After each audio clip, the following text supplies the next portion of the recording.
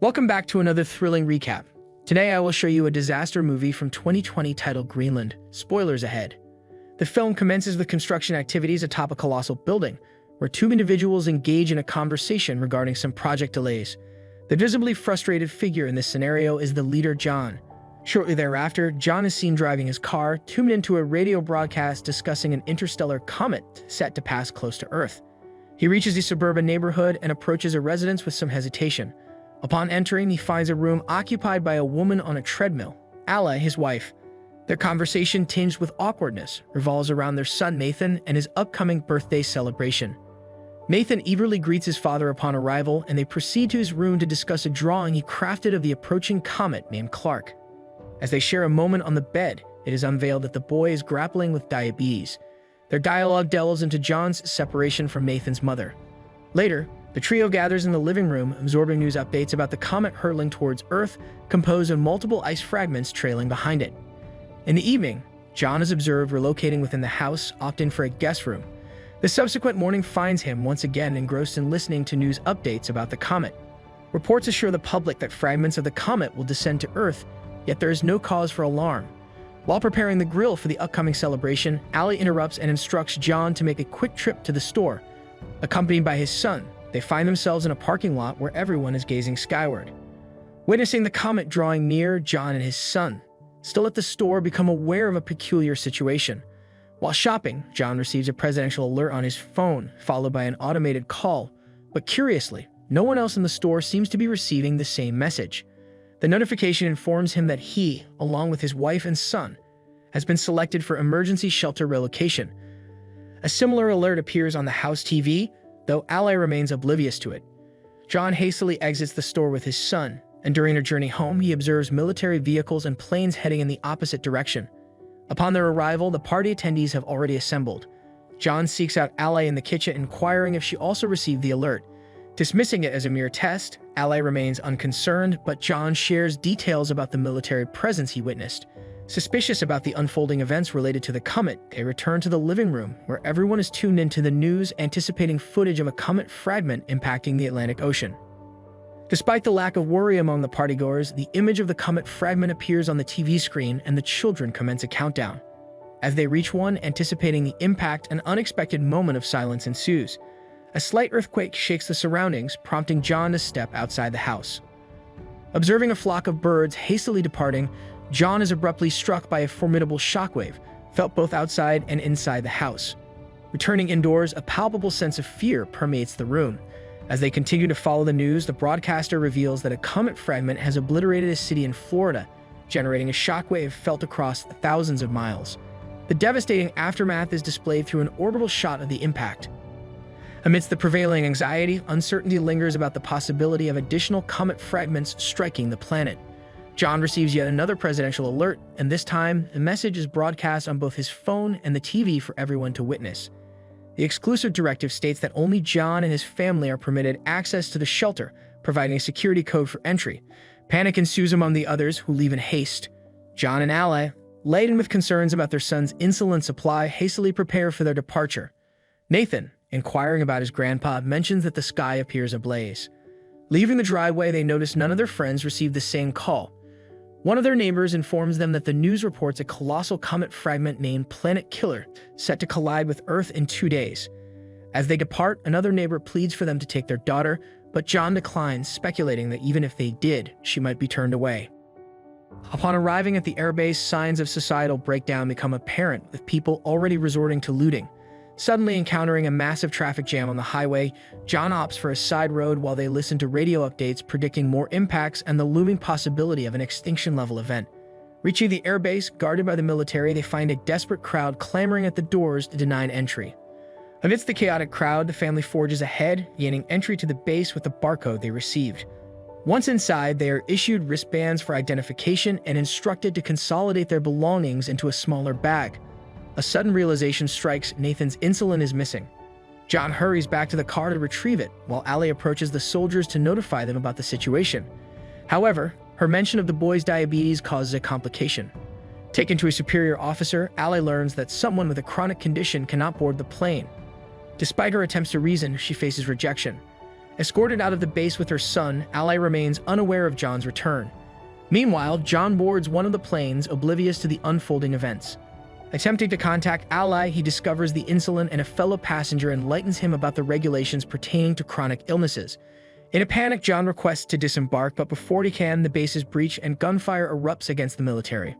Realizing the plane he's on has a fuel leak, John urges everyone to evacuate. As chaos ensues, the plane explodes, triggering a chain reaction. Only then does John learn about his family's rejection, finding them back at the car. With Nathan running low on insulin and the turmoil persisting, John takes some time to navigate through the chaos and returns to the car. There, he discovers a message from Ally stating that she's taking Nathan to her dad's place. Determined, John sets out to find them. On their journey, Ally and her son reach a pharmacy where she checks his blood sugar and attempts to find insulin. However, the situation takes a terrifying turn when a gang enters, opening fire and causing chaos. Amidst the violence, they manage to escape and find refuge in a car with other people willing to take them part of the way to her dad's place. However, the companion's behavior quickly becomes suspicious, leading to an abrupt and dangerous betrayal. They eject Ally from the car, snatch her wristband, and drive off with her son, leaving her stranded on the highway. Simultaneously, John is fortunate to secure a ride north. Engaging in conversation with one of the passengers, Colin, John learns that their destination is Canada, where someone with access to a plane can transport people to shelters. These shelters, set up by the military, are reportedly located in Greenland. Colin advises John to reunite with his family and meet them in Canada to board one of the planes to safety. Tensions escalate inside the truck when a fellow passenger eyes John's wristband and demands it. Refusing to surrender, a violent altercation ensues, causing the truck to crash. The fight continues, resulting in John killing the aggressor, with Colin also losing his life in the crash. Meanwhile, Ally secures another ride toward the base where the individuals who took Nathan are heading. Nathan is still with them when they reach the airport base. During a wristband check at the first stop, the boy, bravely asserting the truth, informs the soldier that these people are not his parents. As a consequence, they are escorted away and the soldier takes him inside. Later, Ally arrives at the base and embarks on a relentless search for Nathan. Moving from one stop to another, visiting various medical units, she eventually locates him and learns that he has received insulin. The nurse offers assistance in finding military transport to her father's city and assures Ally of continued medical support for Nathan. In the meantime, John, seeking essentials, breaks into a house for water and food. Upon checking the news, he discovers that the main impact is imminent in just under 24 hours. Spotting keys to the family's car, he takes it, speeding to Ally's dad. Finding him engaged in a card game with friends, John inquires about his daughter. Despite past differences, they decide to put aside their grievances and collaborate in the search for Ally and Nathan. Simultaneously, Ally and Nathan reach a gas station and manage to call the house. John and Ally's father promptly go to pick them up, finally reuniting the family. Returning home, they verify the accuracy of John's information about the shelters. Convinced that their best chance lies in Canada, John persuades Ally to embark on the journey. Unfortunately, they are unable to convince Ally's father to join them. The urgency escalates when a massive comet fragment falls nearby, prompting them to depart immediately. Ally's father hands John a gun and bids farewell, choosing to stay behind as they drive away. During the journey, John and Ally reconnect, pledging to remain together in the face of the impending challenges. Encountering a blockade on the road, John attempts to navigate through the line of cars as debris from the comet starts falling around them. In a desperate bid for safety, he drives away, but the fragments continue to rain down. Ally moves to the back, shielding Nathan, while John searches for a suitable shelter. They eventually find refuge near a bridge where others have sought cover. However, John rushes off to assist a man trapped in a burning car. As night falls, they resume their journey and successfully cross into Canada. While seeking the airport, they listen to the radio. Learning that time is running out before the most significant impact of the comet, set to devastate over 75% of all living things. Observing planes in the vicinity, they pursue the second one, and John halts it by driving in front. Despite initial reluctance, they manage to persuade the pilot to take them aboard. During the journey, John has a dream reminiscing about better times. Upon waking, they find themselves approaching Greenland, seemingly unaffected by the comet. However, the illusion shatters when a fragment impacts the water, creating a shockwave that reaches the plane. Both engines start failing as the pilot struggles to keep the aircraft in the air. Gliding through the air, they manage a smooth landing but collide with a glacier. The pilots are pinned, and despite John's efforts, he cannot free them. Seeing a military plane land a mile away, John guides the people from their plane towards it. Upon arrival, a military truck transports them to the shelter.